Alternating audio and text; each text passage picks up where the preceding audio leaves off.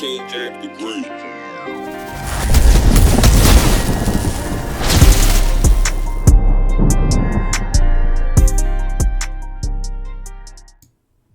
Yo, what's up, you guys?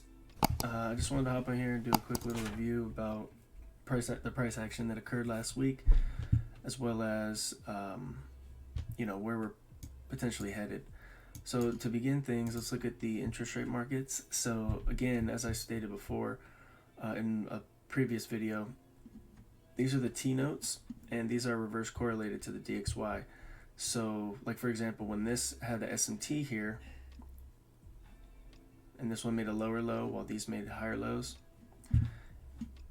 This happened on March 3rd, March 3rd to March 8th, March 7th. March 7th and 8th is when we determined that, okay, yeah, it's gonna have the SMT there, and we could see a higher move after we took sell side liquidity as well, which is important, at a discount array on the daily chart. So once that occurred, if you look at the bond yield market, which is positively correlated with the DXY, that one also started falling around that time. So not only do we have this falling, but we have these other three T notes rallying. So that is a negative reaction potentially for the DXY. And at March 7th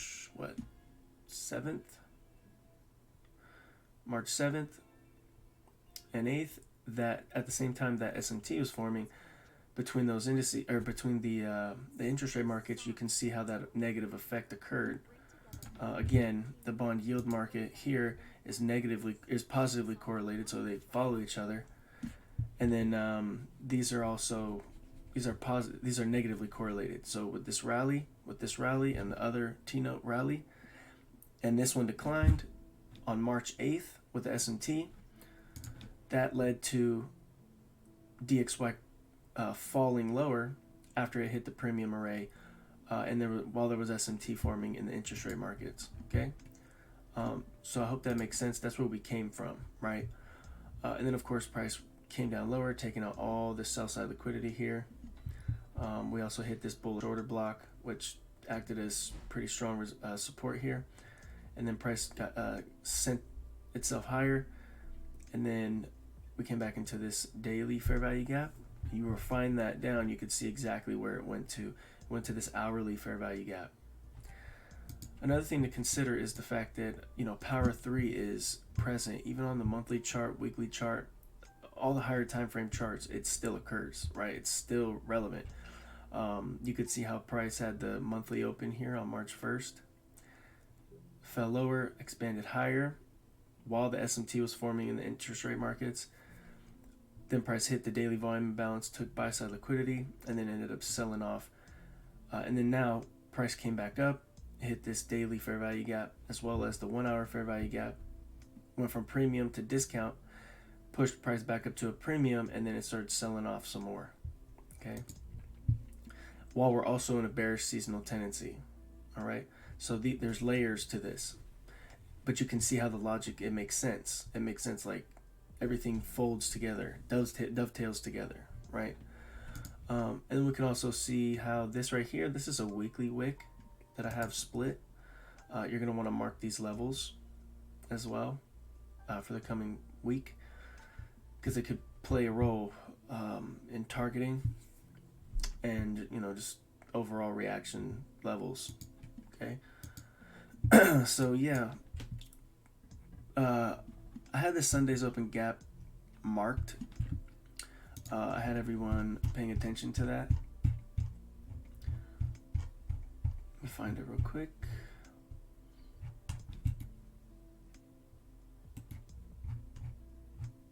See, we were aware of it here. Price ended up rallying up into that. We had it before the fact too. See if I could find a picture where I had it outlined before the fact.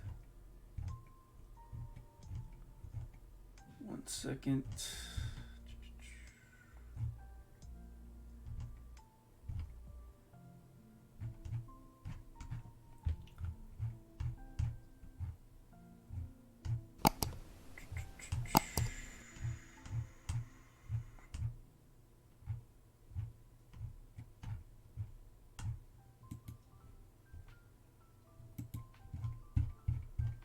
Let me find the start of this week, the last week.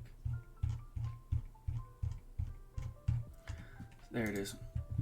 See, I had this marked. I had everyone kind of, keeping that on their mind that price could, it could rally into that and go close that in, which eventually that did happen, as you could see just from, just looking at the chart right now. You could see how that gap got traded back into. And that, as you could see, was a low resistance liquidity run. Look how fast that was. Very, very quickly. Moved right through it. And then once it pierced through all that, we also hit a new week opening gap.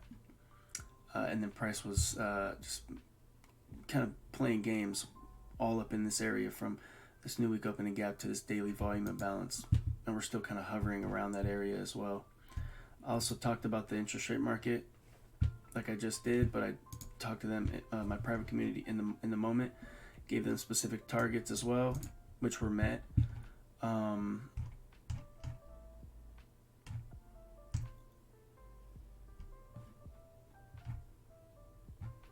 And yeah, so screwing back into this, remember what I just said here about the power 3. You're going to want to always understand that like these open levels, open, high, lows, and close, that's the reason why they're important, is because the open, the high, low, and the close, these are all important levels of reaction, draws on liquidity, etc., as well as framework like power 3, right? Accumulation, manipulation, distribution on this daily chart.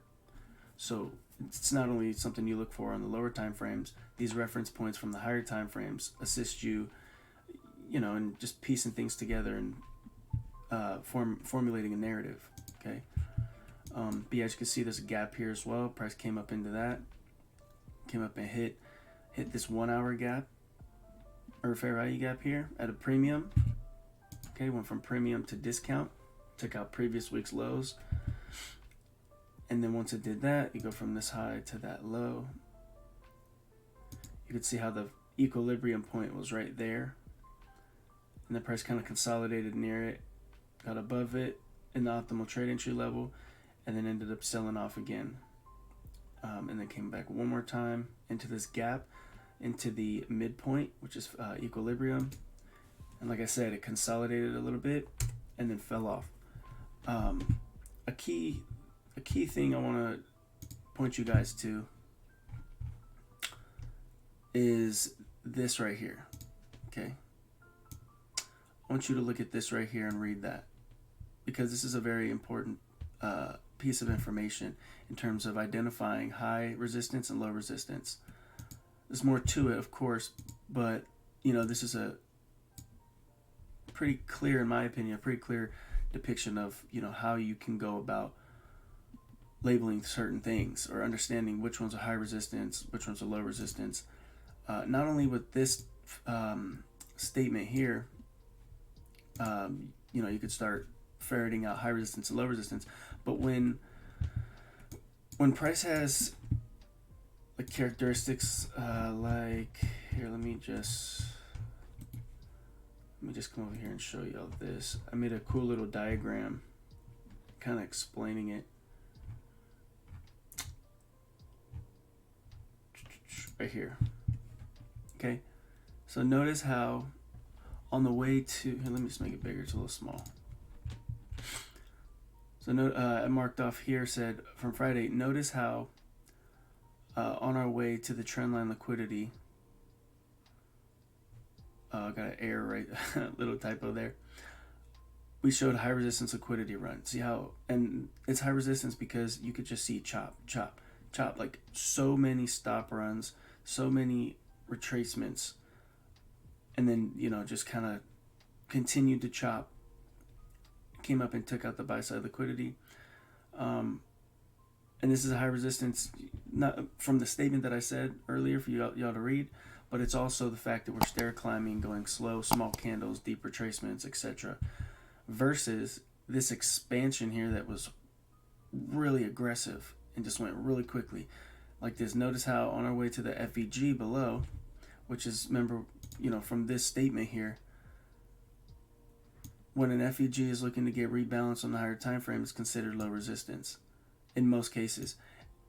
And then, of course, the market maker buy and sell models, like if we have a market maker buy or sell model, the original consolidation area where that move started, that is considered always as a low resistance liquidity run, always. So definitely important things to put in your notes here. And it's cool to see how we go from high resistance to low resistance, and then once we hit a higher time frame PD array, we get into more choppy high resistance. So it went from high resistance to low resistance to high resistance. So it oscillates similarly to market maker buy and sell models. Like we oscillate from market maker model into a market maker buy model, then to a market maker sell model, market maker buy model. It goes back and forth from one to the next, buy and sell programs, etc. Okay, it works within each other. And like within a higher time frame market maker buy model, in the little phases, the redistribution, accumulation, things like that, in those little phases in between, there's also smaller lower time frame market maker buy and sell models within that larger market maker buy or sell model.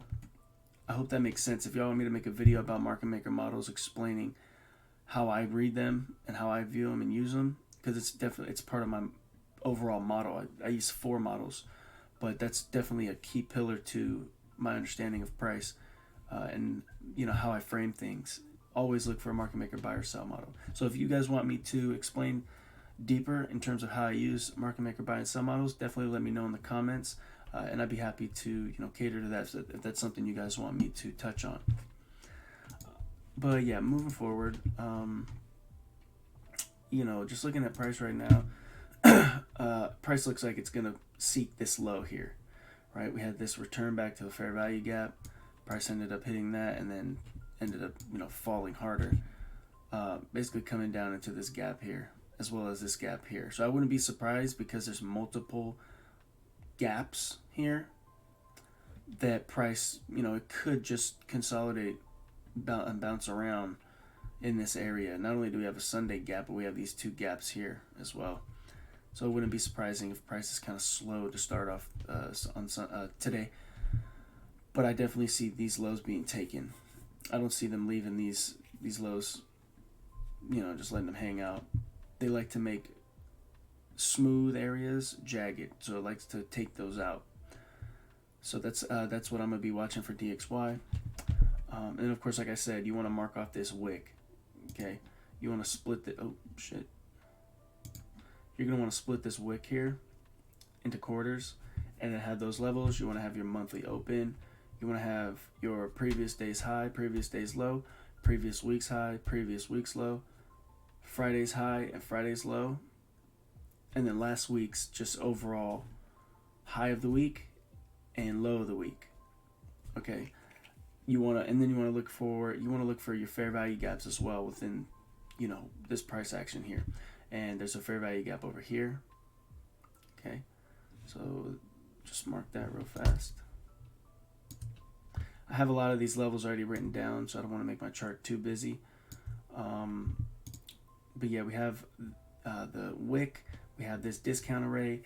Price hit this. It went from a premium array to discount array.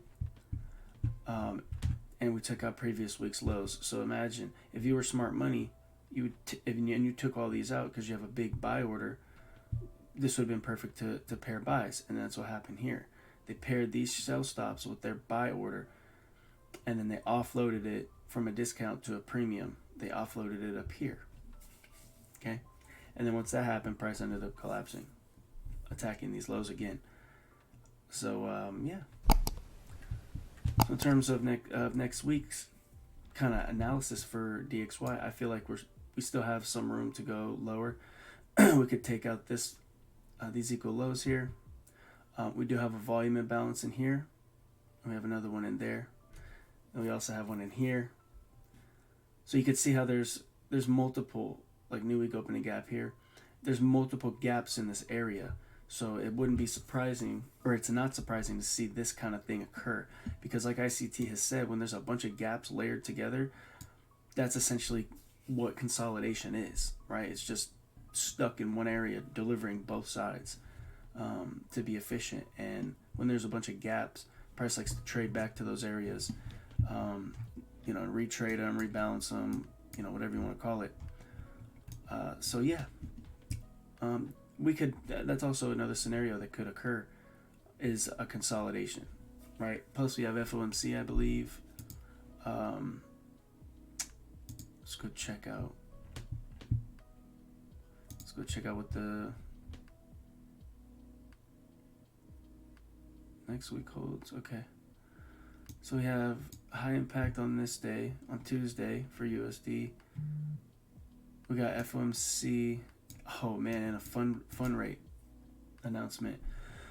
So yeah, Wednesday is gonna be, I wouldn't even look to trade on Wednesday, because not only do we have FOMC, but we also have a federal fund rate. So those are two that's like having NFP and FOMC in the same day. You know what I mean? Like, it could be fucking wild. So definitely this week, make sure you're pretty careful, cautious, and don't over leverage. And just know that risk is elevated. All right? Don't be scared of it, but just, study. You know what I mean? Everyone's students, right? If you're not trading live yet, you shouldn't be in a rush to do that. Okay? Because the worst thing you could do is rush into something like this and then just get slammed on the fucking floor, lose hella money, and then get a bad taste in your mouth about this industry because of your stupidity and bad decisions, right? Misguided perspective. So yeah, let this be the good advice, which ICT talks about all the time as well. But yeah, so that's my thoughts on DXY. If we show a willingness to go higher, then of course, I'll be focused more on, where we're going to aim for up here, because we still got this volume imbalance. We also have this high, right, this wick. We would split that wick as well if we ended up trying to get up there. But I honestly see these lows being taken. Not only is it kind of showing that in DXY, it's also showing that here with this interest rate market, and just these two. Because these are rallying. If we could continue and get us into this volume imbalance and this volume imbalance, that means this will drop lower. And just like in the DXY, how there's equal lows chilling right next to us, we also have equal lows chilling right here in this market that is basically positively correlated with the DXY. And we also have a gap there as well, which we could reach into, volume imbalance. Okay, so that's my thoughts on DXY. Moving along. So in the indices, or just in S&P, I've had my views since we were back here, and once we broke out here, I saw this as a market maker sell model, and that's all in the Telegram. It's all there. It's in my private community as well. They know what my perspective's been. I'm not gonna go and dig all that out. It just takes too much time. I want to make this video as quick as possible, but give you as much value as I can. But yes, so we could see how this was a market maker sell model. We got this original consolidation down here. Remember what I said a second ago, how original consolidations in a market maker model are low resistance liquidity always. Well, that's actually the case here as well, right? So once price gets down lower into that, if we can, it's going to smash through that. It's going to be low resistance because, it's very froth filled with liquidity down here, and we could see a clear market maker sell model here. Okay, and then on the flip side, if it was to change direction and not show a willingness to want to come down here for whatever reason, we could then see how this is a potential market maker buy model. Okay, so that would make this accumulation and then accumulation, or smart money reversal if it goes aggressively away, and then we can flip the script.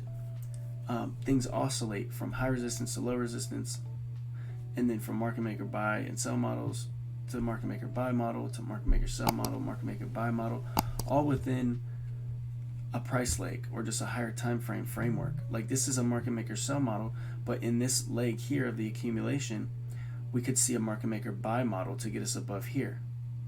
And then the same thing here, we could see a market maker buy model to get us into this high on the lower time frame while we're inside this higher time frame fractal. Does that make sense? I hope that made sense, because that shit is like a huge clarity building tip right there in terms of market maker buy and sell model understanding. So yeah, and that kind of amplifies the fact that we're in a market maker buy or sell model, or a buy or sell program constantly, and we oscillate from one another, okay, or from one or the other. Okay, so we can see how this, like I said, is a smart money, or smart money. It's a market maker sell model. I have this wick outlined. We did reprice into this daily fair value gap, which I also had marked at the beginning of the week as a potential target. So there's a new week. Showed all my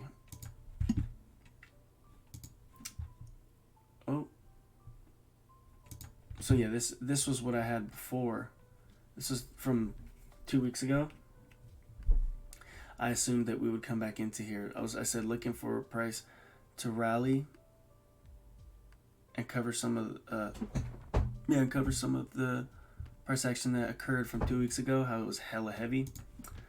And then this was what occurred after that assumption. Okay.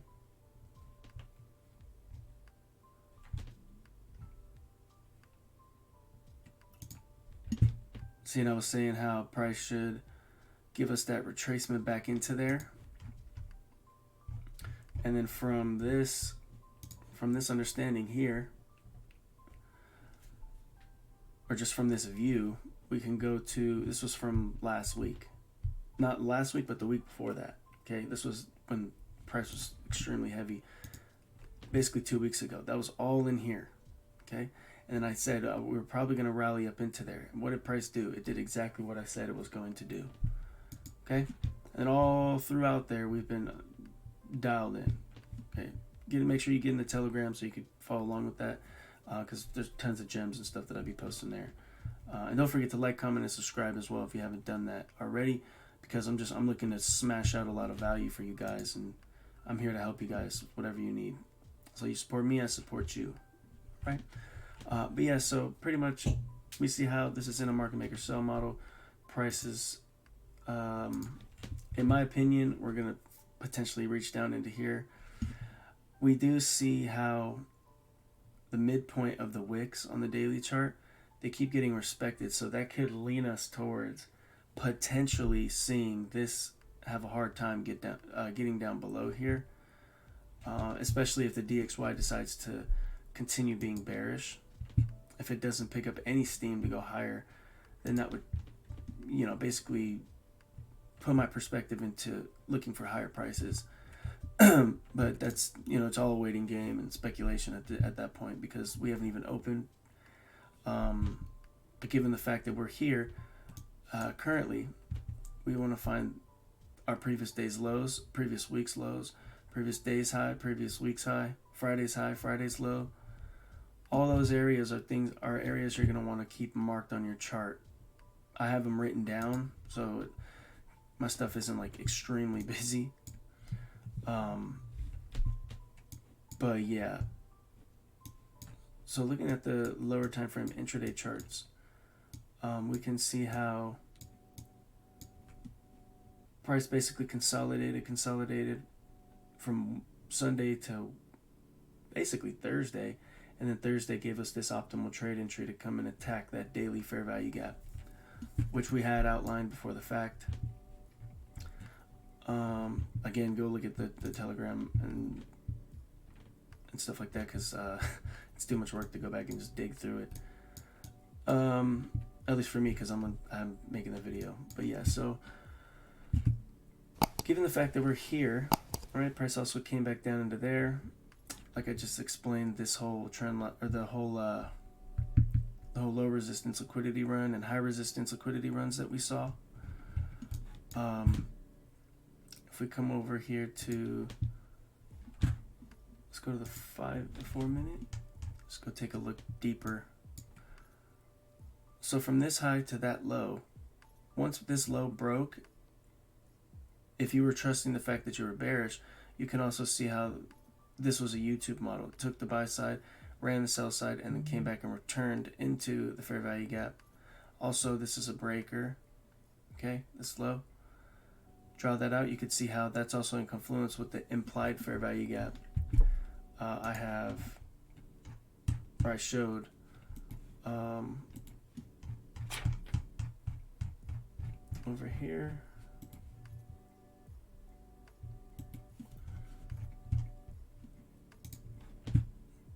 See, so I said, what do you see there, right? And it was an implied fair value gap, and also an inversion fair value gap, along with the higher time frame breaker that I just pointed to. Okay, and then price ended up just selling off, and then PM session was pretty lethargic and not worth participating in. But yeah, you can see how the trend line liquidity was there. You can see how this here was also a market maker sell model, a small market maker sell model fractal. This is accumulation, reaccumulation, smart money reversal from the upper portion of the fair value of the daily fair value gap. This became an long-term high. This became an intermediate term high, and then it's got respected, continued to get respected as we fell lower. And yeah, so now we're here, just hanging around this 4-hour fair value gap and this 4-hour optimal trade entry level. So I'm very curious to see what occurs moving forward. I think that, we could see, if DXY wants to continue going lower, we're going to see price rally a little bit, potentially aim for this high.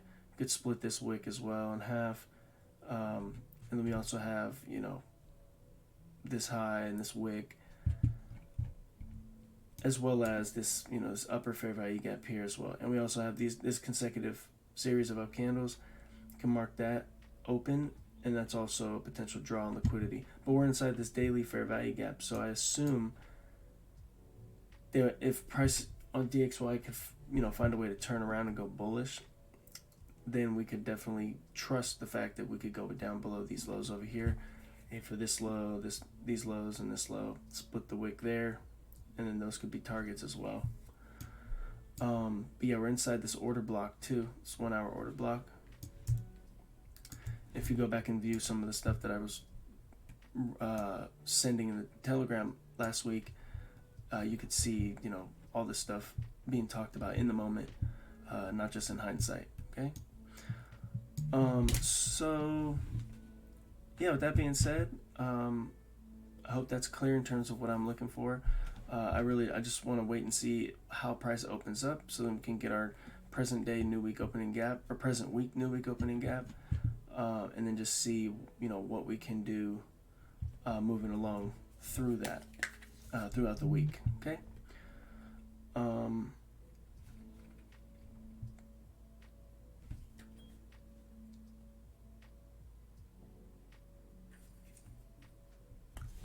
But yeah, so I hope that makes sense. As you can see, we're kind of just chopping around. I'm trying to think what else I want to discuss. But I think that's about it. If you guys got some value from this, let me know in the comments. Make sure you like, comment, and subscribe. Definitely appreciate it. It helps my channel get out to more people.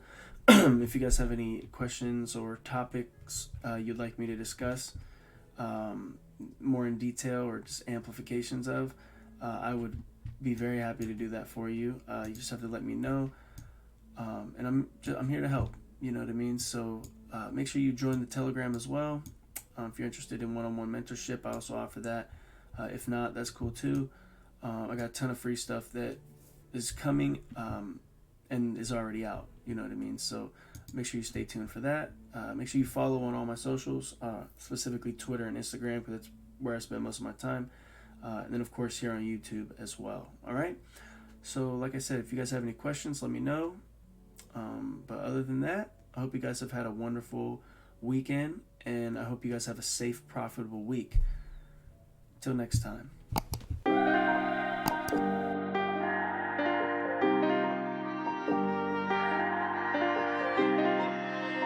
King Jack the Great.